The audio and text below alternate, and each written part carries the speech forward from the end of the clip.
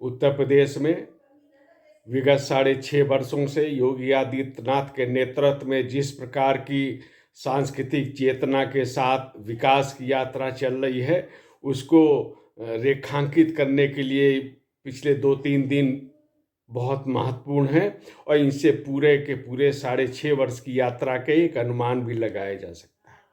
यह संकल्प से सिद्धि के को भी उजागर करने वाला समय है। 22 तारीख को अयोध्या धाम में मंदिर का उद्घाटन हुआ, प्रतिमा की प्राण प्रतिष्ठा हुई। यह जो हमारे सांस्कृतिक चेतना का जो उत्थान था, उसको प्रमाणित करने वाला अवसर था और नरेंद्र मोदी के नेतृत्व में देश आज यहाँ इस अवसर पर तक पहुँचा। 23 तारीख का दिन भी इसलिए महत्वपूर्ण रहा कि इस दिन अनुमान से बहुत अधिक दर्शनार्थी श्रद्धालु अयोध्या जी पहुंचने लगे और एकदम से जैसे कीर्तिमान बनने की शुरुआत हो गई और लोगों की भावनाओं से ये समझ परिलक्षित हुआ कि जैसे लोग किसी भी दशा में अयोध्या जी धाम को पहुंच जाने के लिए व्याकुल हैं। जब कुछ लोगों ने कहा कि जल्दी क्या है, क्या जल्दी थी उद्घाटन की, प्राण प्रतिष्ठा की, वो विषय भी पूरी तरह समाप्त हो चुका।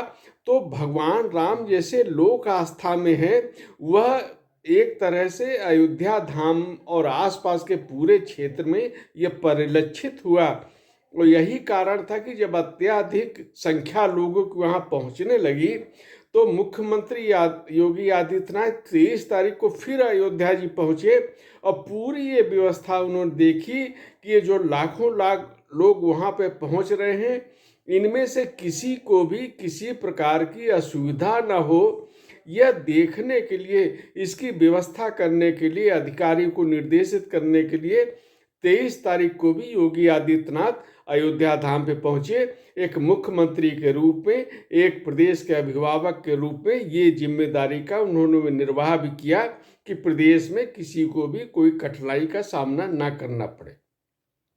24 जनवरी का दिन भी महत्वपूर्ण था। उत्तर प्रदेश अपना स्थापना दिवस मना रहा था।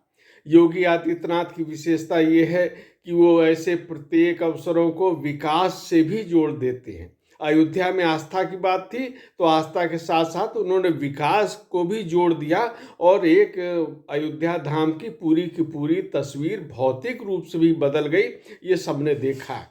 इसी प्रकार स्थापना दिवस जो 2018 में पहली बार योगी आदित्यनाथ के नेतृत्व में आयोजित किया गया, इसकी सलाह राम नाईक जी ने उस समय राज्यपाल थे, वो उन्होंने दी थी।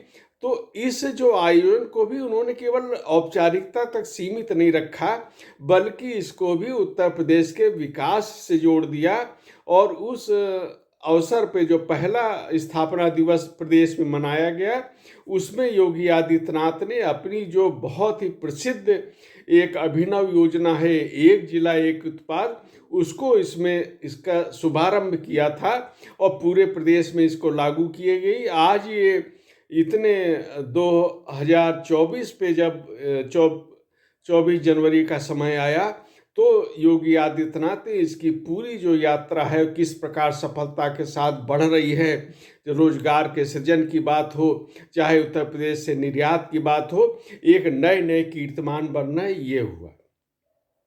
25 जनवरी ये भी विकास की दृष्टि से महत्वपूर्ण हो गया।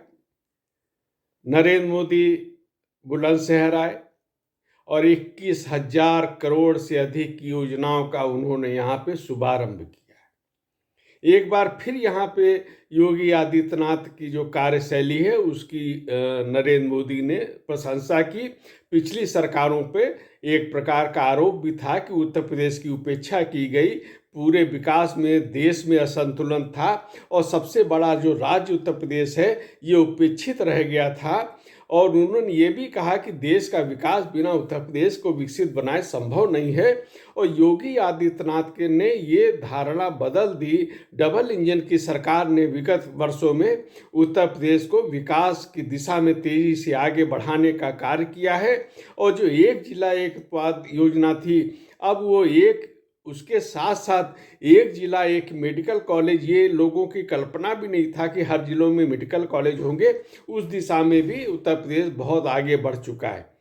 और अनेक जो विकास के कार्य है वो बुलंदशहर में भी इस समारोह के दौरान चर्चा में आए। नरेंद्र मोदी ने एक बड़ी बात कही, ये कहा जा रहा था कि नरेंद्र मोदी आएंगे फिर बुलंदशहर से भी चुनाव का बिगुल फूकेंगे। तो नरेंद्र मोदी ने कहा कि चुनाव केवल लक्ष्य नहीं है, उनका वो विकास का बिगुल फूकने आए हैं और उनकी यात्राओं में ये देखा भी जाता है। और यही कार्य योगी आदित्यनाथ भी कर रहे हैं। वो विकास का बिगुल हर जगह उसकी आगे बढ़ाने का काम करते हैं और उनकी प्रत्येक यात्राओं में, प्रत्येक अवसरों में विकास का समावेश होता है। यही कारण है कि उत्तर प्रदेश आज एक विकसित राज्य बनने की दिशा में तेजी से अग्रसर है।